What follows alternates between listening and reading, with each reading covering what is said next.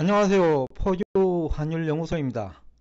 오늘은 미국 실물 경제와 금융시장 전반에 걸쳐서 영향력이 큰 엔비디아 4분기 실적에 대해서 여러분과 대화를 나누고자 합니다. 지금 주가를 보면 거의 미국에서 4위기 정도 되죠. 근데 이 엔비디아의 그 실물 경제와 그 금융시장 영향력을 보면 거의 1위에 가깝지 않나라고 보고 있습니다. 이유는 2023년부터 미국이 AI 산업 중심으로 성장 발전했거든요. 근데 AI에는 반도체가 없으면 안 되는데, 특히 엔비디아가 생산하는 GPU 반도체는 세계 그 시장 점유율이 거의 뭐 80% 가까이 되거든요. 그러니까 거의 뭐 독점하고 있다고 해도 과언이 아닌데, 빅테크 기업들이 뭐 테슬라도 마찬가지고 엔비디아, 아마존 다 마찬가지인데, 엔비디아에서 생산한 GPU를 가지고 그 AI 분야를 개척하고 있거든요.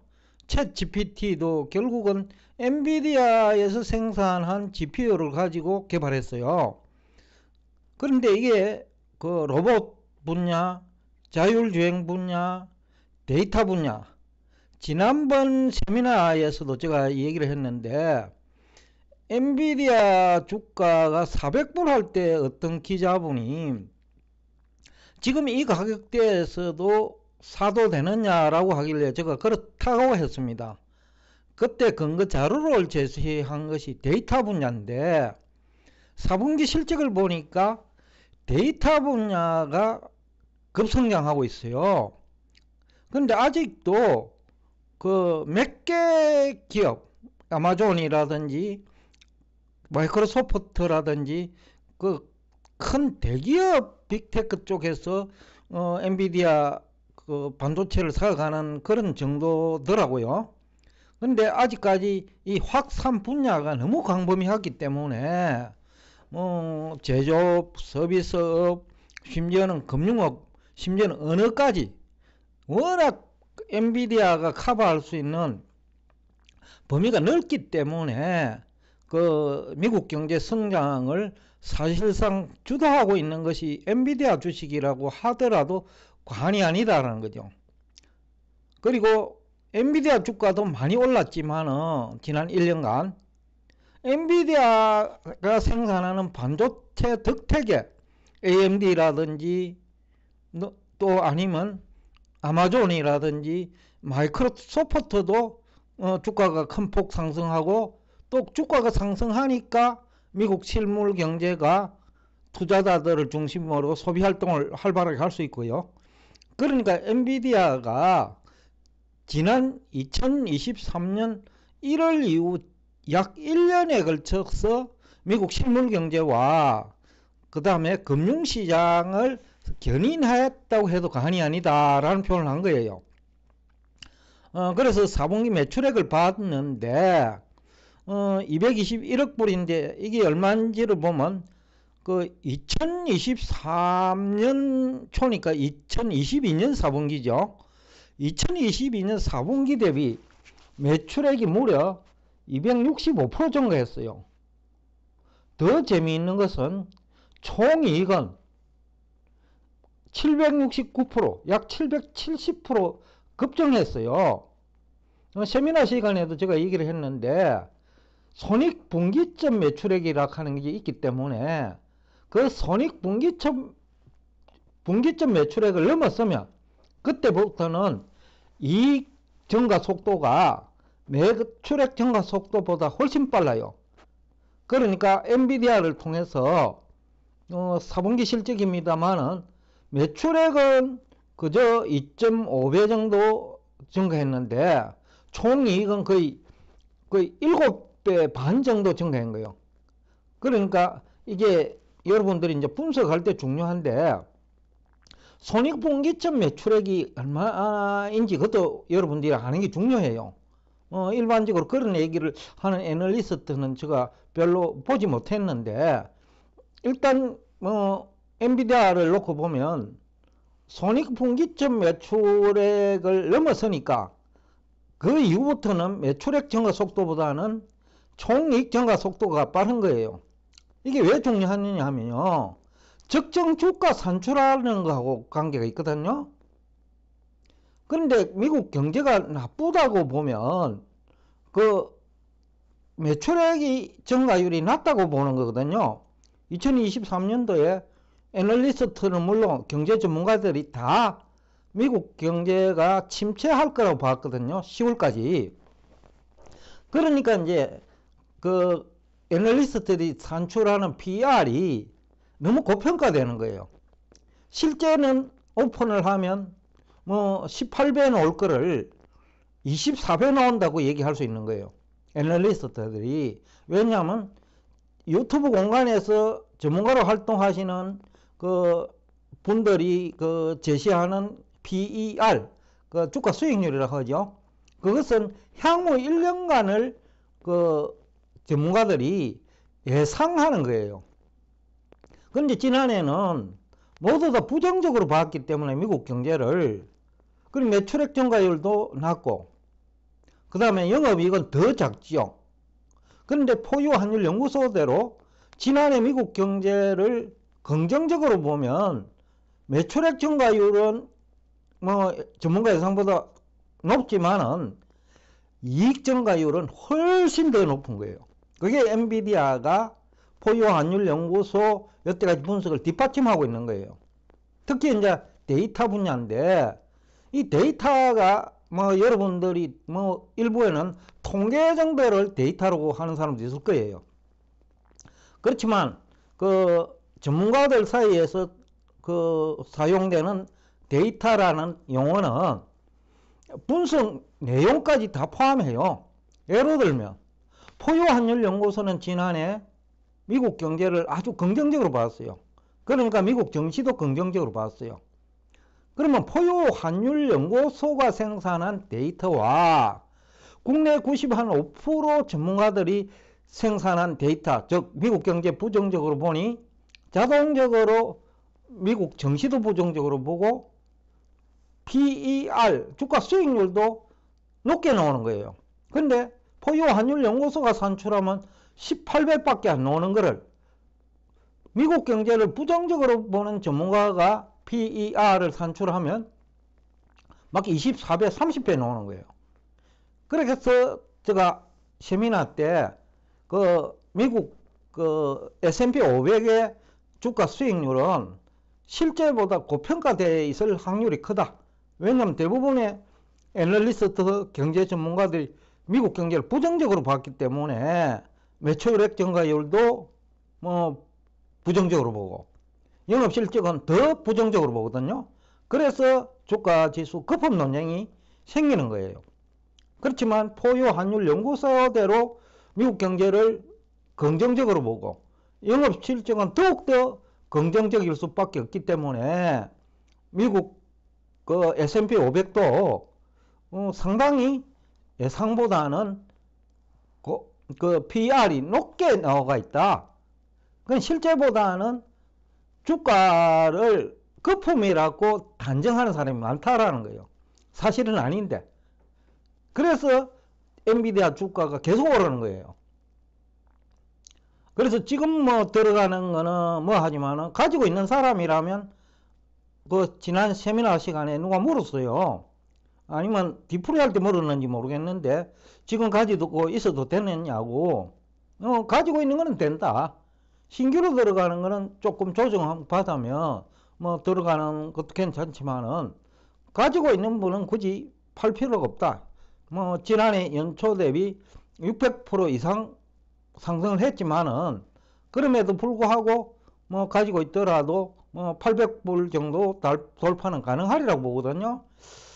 그래서 제가 이제 오늘 엔비디아 뭐 실적을 가지고 나왔는데, 엔비디아 측 얘기를 들어보면 원래 1분기는 또 지난해 4분기보다 매출액이 또 10% 정도 증가한대요. 그 얘기는 영업실적은 또 더 좋아지는 거예요. 그러니까 아직도 엔비디아는 주가가 고평가됐다고 할 수가 없다. 정권 전문가들이 산출한 PR은 엔비디아도 부정적으로 봤기 때문에, 그러니까 지금만큼은 보지 않았다는 거야. 쉽게 하면 서프라이즈인데 서프라이즈가 아닌 거로 봤다는 거예요. 그러면 PR이 지금보다 뭐 한 1, 20배 낮아지겠죠. 근데 원래 1분기까지 또 10% 성장하고 매출액입니다. 그 다음에 영업실적이 그보다 더 개선된다면 충분히 지금 주가도 고평가된 건 아니라는 얘기를 할 수 있죠. 그리고 오늘 엔비디아 주식을 가지고 놓은 이유는 앞에도 잠시 얘기를 했지만은 이거 미국 실물 경제하고 미국 증시에 미치는 영향이 너무 큰 주식이에요. 이게 개별 주식으로서 지난 1년 동안 엔비디아만큼 미국 실물 경제와 서비스 업종 아니면 금융시장에 영향력이 컸던 주식은 없다고 봐요. 제가 2022년 3월부터 한 10월 사이에 그 테슬라는 부정적으로 봤거든요. 근데 엔비디아는 2023년 10월 이후 우리 댓글에도 제가 글을 남겼는데 어떤 분이 구독자분입니다. 그 반도체 환경이 안 좋은데 해도 되냐라고 할 적에 제가 이 향후 4차 산업과 관련해 가지고 4차 산업은 어떻게 보면 전 분야예요. AI라고 하는 게 생산성 향상에 도움이 되거든요. 그러니까 영업 실적이 똑같이 매출액이 증가하더라도 영업 실적이 크게 개선된다는 거예요. AI라는 분야가. 그래서 앞으로도 매출액 증가보다는 미국 다수 기업 빅테크 나스닥 100 정도고요. 매출액 총이익 증가 속도가 빠를 거예요. 이유는 앞에서 얘기한 대로 그 노동 생산성이 향상됐거든요. 그 다음에 주식 시장 거품 판단 기준이 되는 PER, 그러니까 주가 수익률이라고 하죠. 정권 전문가 산출이 지금 너무 높게 PER 잡는다. 즉 S&P 500을 24배로 한 거는 너무 높게 잡아놨다는 거예요. 제가 세미나 시간에도 제가 산출하면 지난해 상반기 S&P 500은 18배밖에 안 된다는 거예요. 정권 전문가들은 24배라고 하는데, 그런데 이번에 엔비디아 실적 오픈을 시켜보니 지금 산출하더라도 지금 S&P 500 평균 PR은 너무 높게 잡아놨다라는 생각이에요. 그래서 조정을 받으면 추가적으로 상승 여력이 충분하다. 미국 현지에서도 골드만삭스 등이 원래 연말 주가 종가죠. 5,200을 보잖아요. S&P 500 그죠? 충분하다. 그 다음에 하나는 이 데이터가 전 산업 분야에 필요한데 아직은 엔비디아가 그 반도체 공급도 제대로 못해요. 1년 이상 대기를 해야 된대요. 그러니까 지금 이 데이터 그 산업에 필요한 엔비디아 그 생산 GPU 수요는 폭발적으로 증가하고 있는데 미국 상무부도 어제 비슷한 얘기를 했어요. AI 관련 AI 칩이 예상보다 너무 수요가 많다. 그래서 반도체 생산 시설을 좀 더 확충해야 된다. 라는 얘기까지 하더라고요. 그래서 이 AI가 지금 우리 전반적인 산업에 미치는 긍정적인 영향은 결국 노동 생산성 향상이에요. 그러니까 동일한 매출액에서도 이익이 크게 증가하는 거예요. 포유환율 연구소가 대표적인데 저희들이 어떻게 보면 아주 작은 조직이거든요. 그런데 한국은행이 생산한 정보 아니면 연준이 생산한 정보를 활용할 수 있거든요.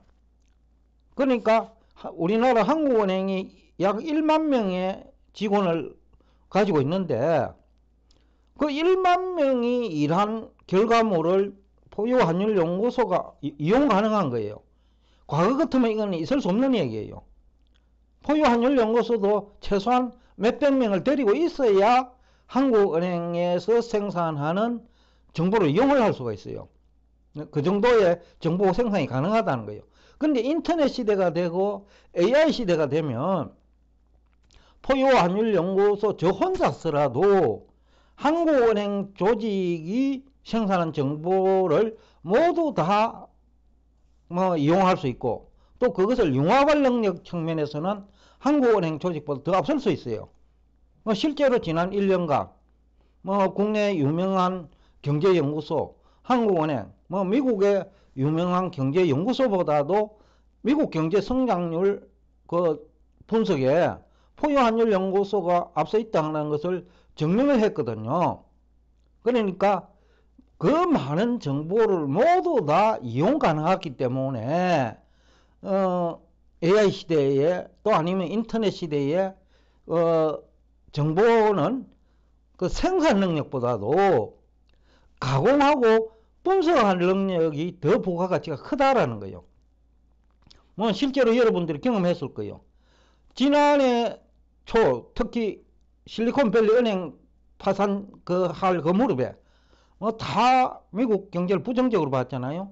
그때 공매도 내지 인버스 한 사람하고 포유환율연구소처럼 그것이 그 SVB 사태 자체가 큰 기회다 라고 하면서 그 상승 쪽에 배팅한 사람은 수익률 격차가 거의 100% 정도 나거든요. 그러니까 정보는 생산 능력보다는 융합 능력이 중요하다.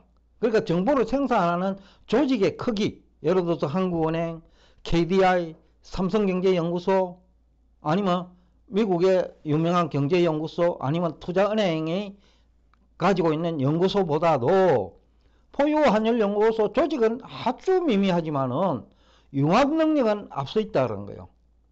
오늘 제가 하고자 하는 얘기의 요지가 이것이 AI 시대를 앞당겨 나간 거거든요. 포유환율연구소가 가공할 능력이 다른 어떤 조직보다 앞서 있기 때문에 향후 AI 시대를 앞서가고 있다고 해도 과언이 아니죠. 그래서 여러분들이 앞으로 어떤 정보를 이용할 때 어디에서 한국은행이나 연준이나 KDI나 아니면 미국의 유명한 투자은행에서 그 제공하는 정보와 포유환율연구소가 제공하는 정보를 어느 것이 더 그 부가가치 창출에 도움이 되는지 판단하는 능력만 기른다면 AI 시대는 조직의 크기보다도, 즉 정보를 생성하는 조직의 규모나 브랜드보다는 실제 포유환율연구소처럼 정보를 융합하고 가공한 능력이 더 중요하다라는 얘기를 하면서, 또 미국 경제는 엔비디아가 올해에도 실물과 금융시장을 끌고 갈 것이다 라는 얘기를 하면서 오늘 여러분과 대화를 여기서 끝내겠습니다. 오늘도 끝까지 경청해 주셔서 대단히 감사합니다.